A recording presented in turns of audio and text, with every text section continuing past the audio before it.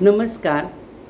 अ, परवा आपल्या माननीय पंतप्रधानांनी आपल्याला आदेश दिले, की आपल्या देशाच्या आर्थिक व्यवस्थापनासाठी ती बचत कशी होईल आणि शक्यतो आपल्याच देशामध्ये आपला खर्च कसा भागला जाईल.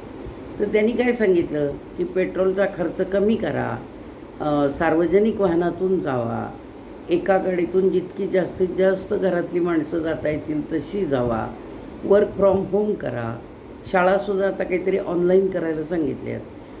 तर हे असं त्यांनी सांगितलं आणि ज्यावेळेला आपल्या देशाचा प्रश्न येतो त्यावेळेला आपल्या नेतृत्वाला साथ देणं हे आपलं कर्तव्य असतं.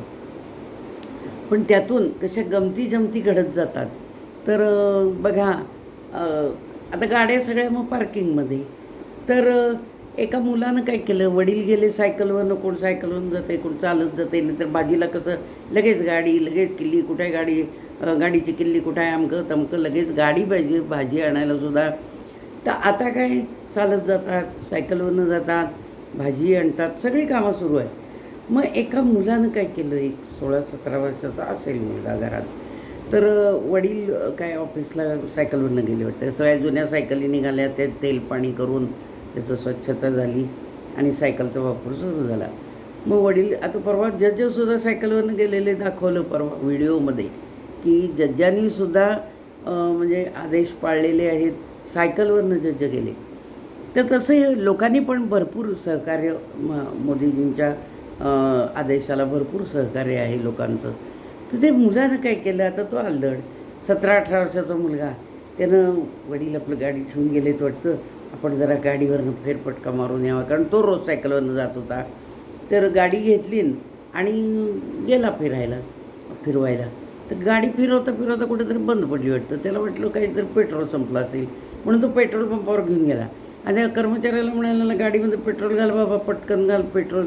तो म्हणला, मी घालणार नाही आहे. तर गाडीमध्ये पेट्रोल घाल. तर नाही म्हणला तो. असं 2-3 जरासं त्यांचं झालं. शेवटी तो जरासं ओरडला. तर ह्या मुलाला काय वाटलं, की आपण बहुतेक लहान दिसतोय म्हणून घालत नाही आहे का काय. अहो म्हणला, मी गाडी चालवायला आहे, माझं वय तसं, मला घाला म्हणला पटकन पेट्रोल, असं जरासं जोरात बोलला. मग त्या कर्मचाऱ्याने सांगितलं, अरे म्हणला बाळा, कारण हल्ली आता शहाणं आणि तुला काय कळतं आहे का म्हणायची सोय आहे ना, जेनजी काय आहे की त्यांचे अपमान होतात लगेच. मग ते म्हणाला, अरे लाईटच्या गाडीमध्ये कोण पेट्रोल घालतंय का, गडबडीनं घेऊन आलायस ते, जा म्हणलं घरी आणि त्याचं चार्जिंग करून गाडी चालवतं जा, काय असेल तुझी ते. असं हे सगळ्या गमती जमती आहेत. धन्यवाद. जय श्रीराम.